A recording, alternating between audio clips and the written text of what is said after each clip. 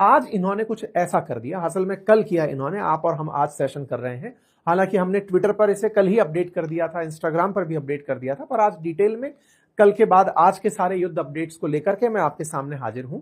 कल शाम को इनका एक ट्वीट आता है और उस ट्वीट के अंदर ये जिस तरह की बातें बोलते हैं, शब्द है क्रेजी बास्टर्ड। इस तरह की बातें ये ईरानियंस के बारे में बोलते हैं और जो शब्द इस्तेमाल करते हैं वो शब्द पढ़ा लिखा पढ़ा जा सकता है, बोलने में फिर से बड़ा ही अश्लीलता का भाव पैदा करता है। ये एफ वर्ड और ये बी वर्ड के जो शब्द हैं ये अमेरिका के राष्ट्रपति के द्वारा ईरान के खिलाफ यूज किए गए, जिसे अनहिंज्ड मैड मैन कह करके अखबारों ने भी लिखना शुरू कर दिया है।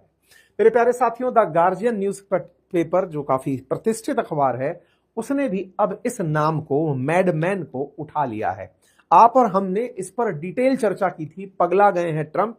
इसके बाद में बहुत सारे न्यूज चैनल्स के साथ मेरा जब इंटरव्यू हुआ तब मैंने इस बात को बहुत तेजी से रखा कि हम इसको पागल क्यों कह रहे हैं।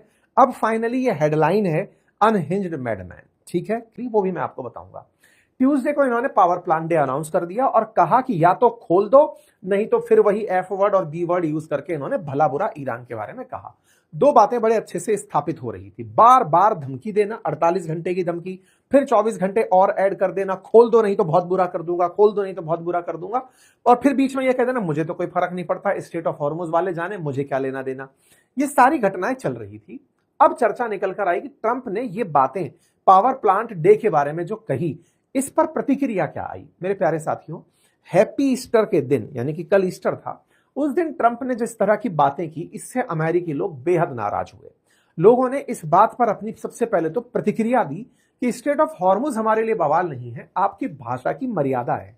आप इस तरह की बातें लिख रहे हैं अमेरिकी राष्ट्रपति होकर कि आपके खिलाफ महाभियोग चलाए जाने का कंटेंट पर्याप्त मात्रा में उपलब्ध है, क्योंकि यह माना जाता है कि अगर कोई व्यक्ति पागल हो गया है, यानी कि उसका दिमाग सही नहीं है, तो उसके खिलाफ महाभियोग लाया जा सकता है। तुम्हारी हरकतें पागलों वाली हो गई हैं।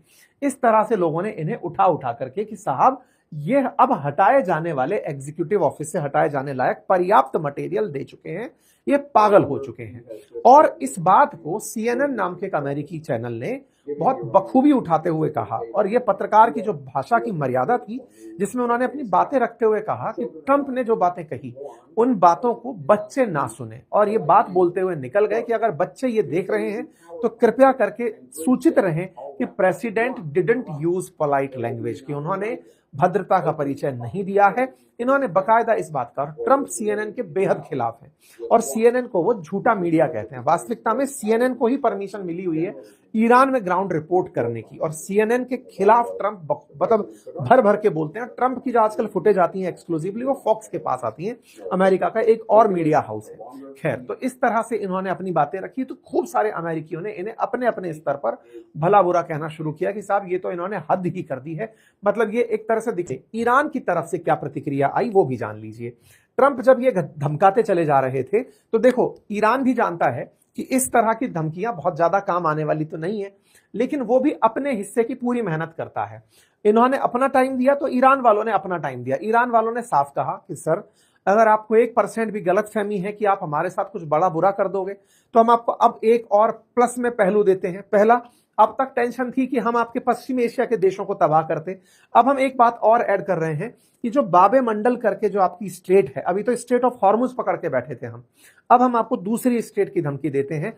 अब अरब सागर से स्वेज कैनाल को जोड़ने के लिए या लाल सागर को जोड़ने के लिए जो बाबे मंडल करके स्टेट है, जो यमन के किनारे से होकर निकलती है, हम वहां से भी नहीं निकलने देंगे अगर हमें नुकसान पहुंचाने का प्रयास हुआ। ईरान ने साफ साफ समुद्री रास्तों को निशाना बनाने के लिए बाब अल मंडेब करके जो इनकी वो कैनाल है, वो सॉरी स्ट्रेट है, उसके लिए इन्हें धमका दिया और साफ साफ कहा कि अगर आपने हमारे इंफ्रास्ट्रक्चर को नुकसान पहुंचाया तो आप इसके घातक परिणाम भुगतेंगे।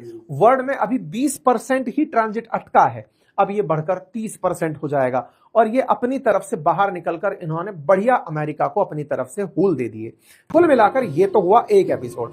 ट्रंप जब धमका रहे थे उसी बीच में आप इस वीडियो को देखें जिसके बहुत मायने निकाले जा रहे हैं। ये है मुज्तबा खमनेई और ये जा रहे हैं वॉर रूम के अंदर, और ये जो वॉर रूम में जहां जा रहे हैं इस वीडियो को ईरान ने पब्लिश किया है, और ये जिस जगह जा रहे हैं वो है Dimona nuclear reactor. Dimona nuclear reactor के लिए मुज्तबा खमनेई को जाते हुए दिखाया गया है। दो बातें इस वीडियो में साफ थी। पहला, मुज्तबा खमनेई बहुत लंबे समय बाद विजिबल हुए हैं, जो दर्शाता है कि ईरान ने अब अपने उस छुपे सिक्के को चल दिया है। ट्रंप जिसको लेकर मान रहे थे कि ये बचे नहीं, वो जिंदा है, और जिंदा होकर के अब वो डिमोना न्यूक्लियर प्लांट को निशाना बनाने की बात